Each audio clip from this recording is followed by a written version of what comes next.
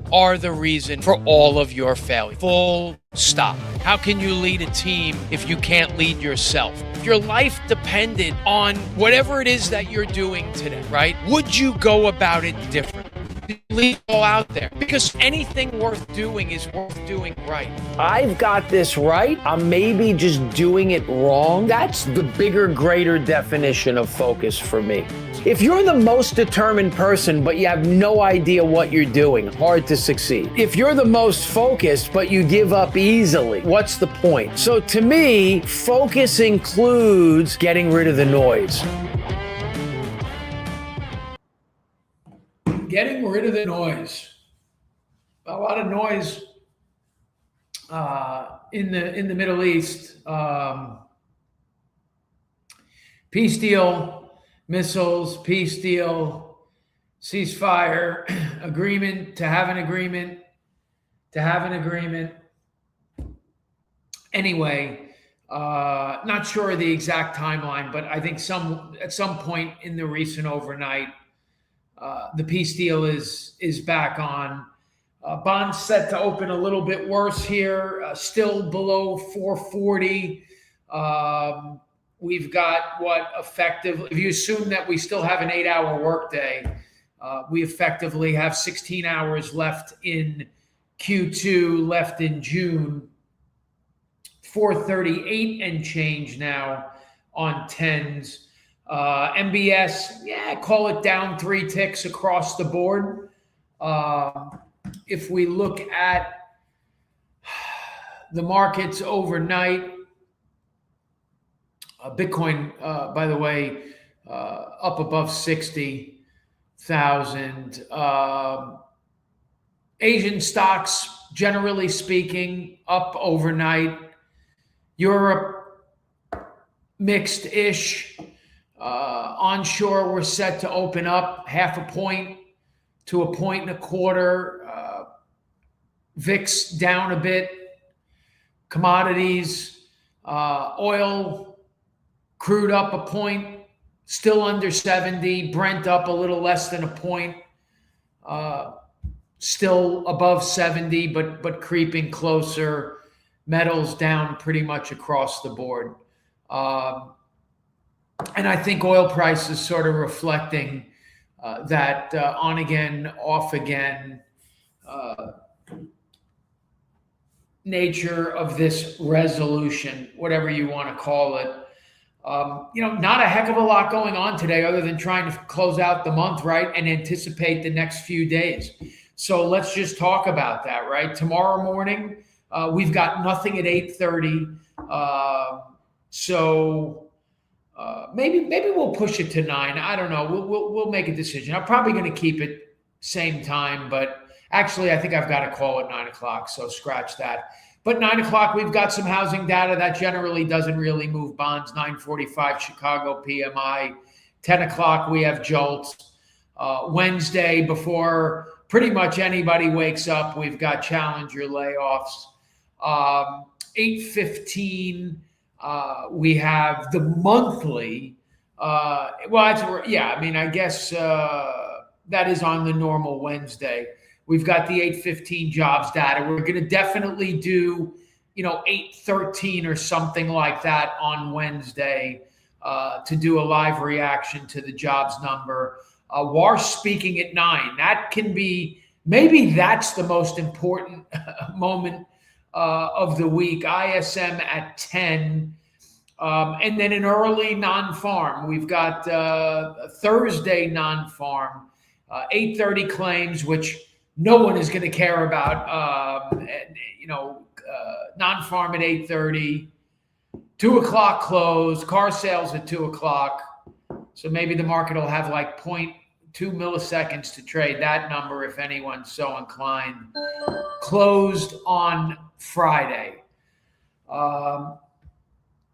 Next week, which, it's crazy to think that, and first of all, when I say next week, to get to next weekend is 2 weeks, right? But just even looking at a calendar and seeing Friday, July 10th, knowing that when we come back from that weekend, you're basically middle of July. I mean, it's just I don't know, maybe it's my age. It's just insane how time flies. And I love this industry. One of the things that I do look back on and I say, just always being month to month. And I don't think that you can be any other way to be successful, right? You're only as good as what you're going to do this month. Who cares about last month's closings? Take a moment, celebrate it for sure, but we're on a hamster wheel. Anyway, next Monday, we got ISM Manufacturing.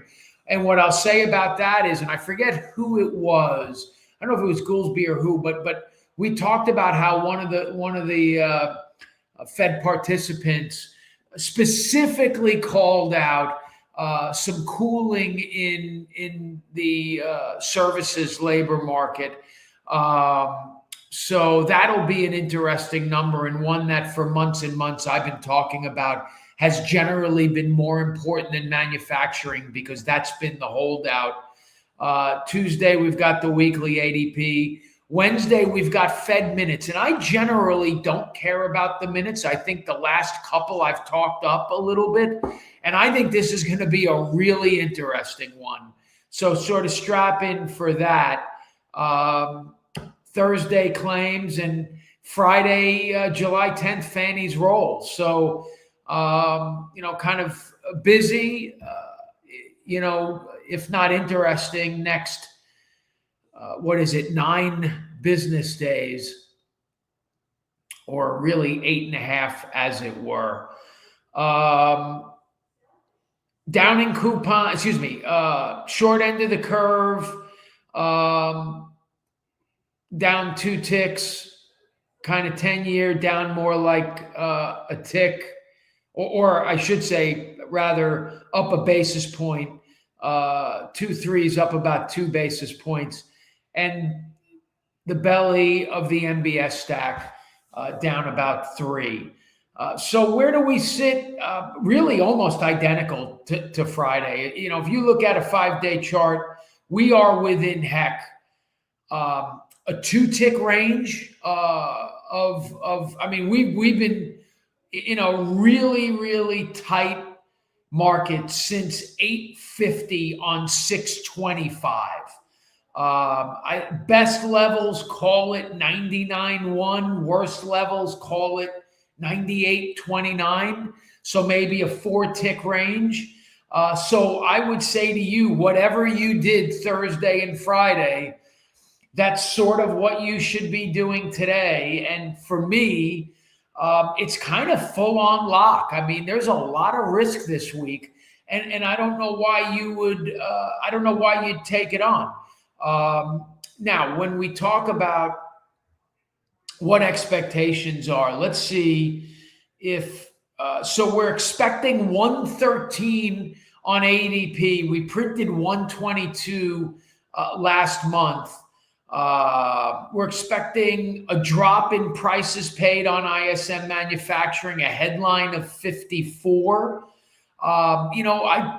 Maybe we have a surprise miss on prices paid because of the cost of oil. I mean, in theory, it's going to hit producers, good, bad, or otherwise, before it hits consumers. And expecting a really big drop on a relative basis in non-farm, printed 172, expecting 110. So we're expecting an ease. We're expecting 220 on claims, up from 215. So generally speaking, the market is expecting the data to cool on either a week over week or a month over month basis, depending on what data point you're looking at. And I agree. And we talked about this last week. I think, our position here is in the enormity of things. I would be willing to take on more risk here. In a vacuum, you've got 1 day to react to this and 2 days to react to that and so on, and a week to react to the other. You may or may not have the benefit of time to see that out. And where, no, Frank, crude is not lower. Let me finish this and then we'll bring back up the price of oil. But no, if memory serves, we were in the 50, 60 a barrel and now we're in the 60, 70, but I'll double check that. but very similar. So the proof of concept, if you guys haven't been following my go-to of, if it's a 1 week closing, this is a lock or a float, versus if it's a 2 month closing, so on and so forth, right? That Fed decision is the perfect example. What did I say going into the decision? What did I say coming out of the decision, right? Is there's risk here and you won't have the opportunity to respond to that risk. And rates got worse in a hurry. And if you had a loan that you needed to lock and disclose within 2, 3, 5 days, you lost, right? But if it was a mid-July, maybe even early July, at that point you had a couple weeks late July, guess what? You got out neutral or maybe won. And I've said this a million times, and this is probably 10, 12 years ago, maybe more. I used to watch CNBC. It was on in the background all the time until I really just got tired of them saying a lot of nothing except Rick Santelli. And he brought on the screen one time a chart, right? And I'm sort of giving you the Reader's Digest, but it was, this is a sell, this chart's a buy, this chart's a sell, this chart's a buy. And it was the same chart of the same company or whatever it was. Maybe it was a bond chart, probably, being that he was talking about bonds. And, a lot of this is, there is no right and wrong. It's all timing. It's all timing. And for a lot of these guys, if you have the opportunity, and part of the moral to this story is, if you have the opportunity to wait it out, you have the luxury of waiting it out, you almost can't lose. Unless you have unless you were totally offside in 2022, right? And I've always sort of said, boy, can you imagine what it would be like to be head of a cap market? No disrespect to whoever's the head of Wells Fargo's cap markets desk. I'm not saying it's an easy job, but can you imagine that job whereby, and I'm talking specifically mortgage desk, where, I half don't know why you'd even arguably even put hedges on unless you absolutely knew. Why? If you guessed wrong, you put the loans in your port. And if you guessed right, you securitize them. And then you wait 3 months, wait 2 weeks until you are right, and you take the loans out of your port and you securitize them. And I may be oversimplifying here, right? But that's that's why some of these institutions, some of these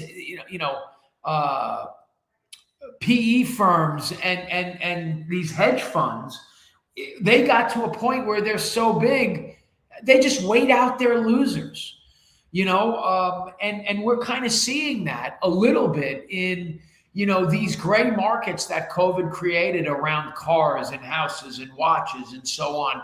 And we've talked so much even about bonds and these, unrealized losses in this mark to maturity. And, if you have the economic wherewithal to just hold on, you hold on until you're right. And, as originators, you don't fully have that ability, but you can quasi-replicate that based on first understanding, when is this loan closing? What's happening between now and then?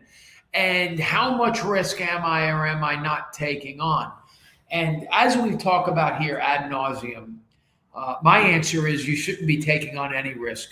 And however you want to say it, if you like it, lock it, so on and so forth. One of my axioms in this industry has always been, I'd rather be short than long. It's a far easier conversation to say to a borrower, hey, look, we locked and rates went down a little bit. Guess what? Rates are going to go down again in the future. Newsflash, I make money when I refinance you. Believe me, I'll refi you.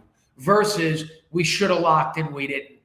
I think we play too many games about floating interest rates. And so regardless of whether I say, hey, I might take on some risk and have more of a float bias, the operative word is bias. I'm not sort of selling out float ever in this industry. So Frank, just to get back to you, by the way, crude is just bumped back up over 70. So if I pull a 6-month chart on crude, no. On February 25th, we closed at 65.42. So we're close. We're in the vicinity of being pre-conflict prices, but we're not there. Now, what I would argue is grading on a curve, we are below those prices, right? Because to be where we are in the face of some restriction of flow, I think is something that arguably will be the greatest driver of the trajectory of rates over the next 90 to 120 days. That potential, and I might even say likely surprise, where we're going to wake up one morning and not because, keep in mind, I'm not suggesting there's going to be deflation. That's probably never going to happen. I just don't see them bursting the bubble. But some massive disinflation printing, we expected 0.6 and it came in at 0.1. Why? Because just on a month over month, the price of something dropped like a rock because the price of oil dropped like a rock. I think that there's a really, really good chance that that's coming. So that's it. That's what I've got. If you have any other questions, post them real quick. Otherwise, go close out your month. Let's finish the month and the quarter strong. I will see you at 8:30 tomorrow, and we'll talk about some housing and JOLTS data that's going to come later that day and how we need to prepare for Wednesday and Thursday, which is where all the fireworks are going to be, and perhaps talk a little bit about the 9 o'clock Fed speak. Have a great day, everybody.